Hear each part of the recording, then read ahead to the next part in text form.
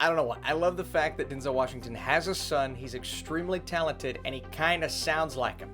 It's like two Denzels. I mean, nobody's going to be Denzel. But I like John David. What is up, Flick fans? Welcome back to my channel. Beckett just dropped on Netflix. I am still on vacation. Doesn't matter. I want to say thank you to Netflix for providing me this screener, and we're going to talk about this spoiler-free.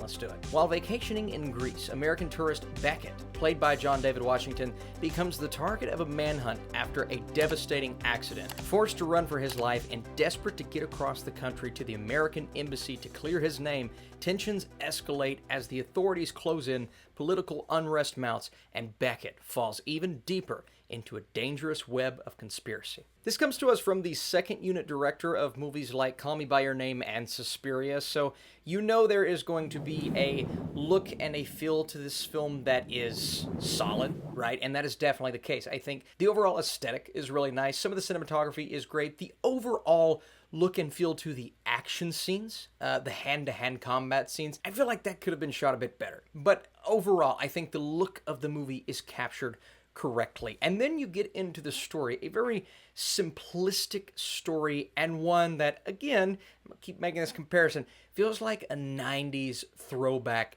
espionage thriller. And those kinds of movies, it does kind of feel like they're making a comeback nowadays. And we're getting those more often than not compared to a couple of years ago.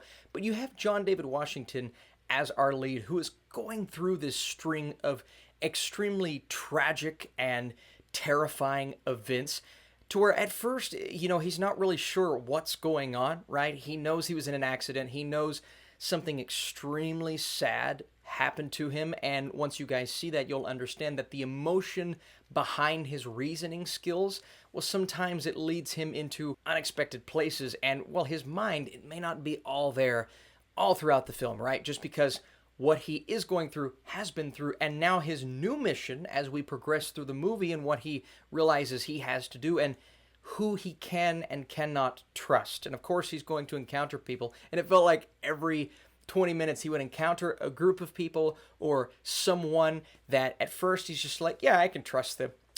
And then as it progresses, you realize, no, not really. And you can usually tell in a movie like this who the shady people and who aren't, and you can definitely tell who are in this film, but it does a solid job of keeping Beckett, but also the audience on their toes and kind of holding their breath, waiting to see what's going to happen next. Now, my main criticism of this movie and what's keeping me from, enjoying it on the level that I really wanted to is it's just a lot of John David Washington on the run.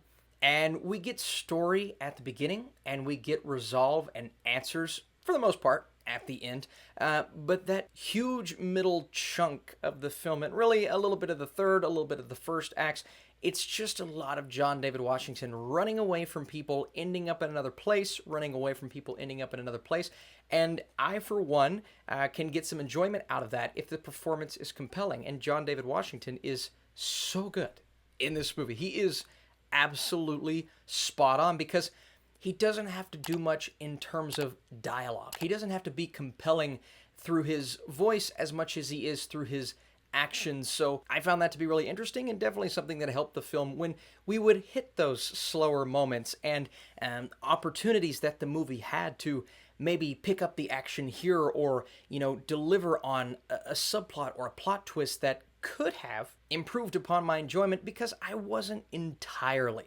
locked in. I was locked in, at points because the movie is riding on his shoulders, but I felt like it could have been more engaging and compelling, and that was slightly disappointing. And then we get to the end, and it's solid, which is what I can kind of say about the entirety of the movie, but it does feel like a plethora of missed opportunities. I do still think there's a lot of enjoyment to be had, and you're probably thinking right now, Austin, why do things look different? Well, it's because my microphone died in the last video, and I didn't know it, so I had to shoot the rest of it today, so for consistency purposes, wearing the same shirt.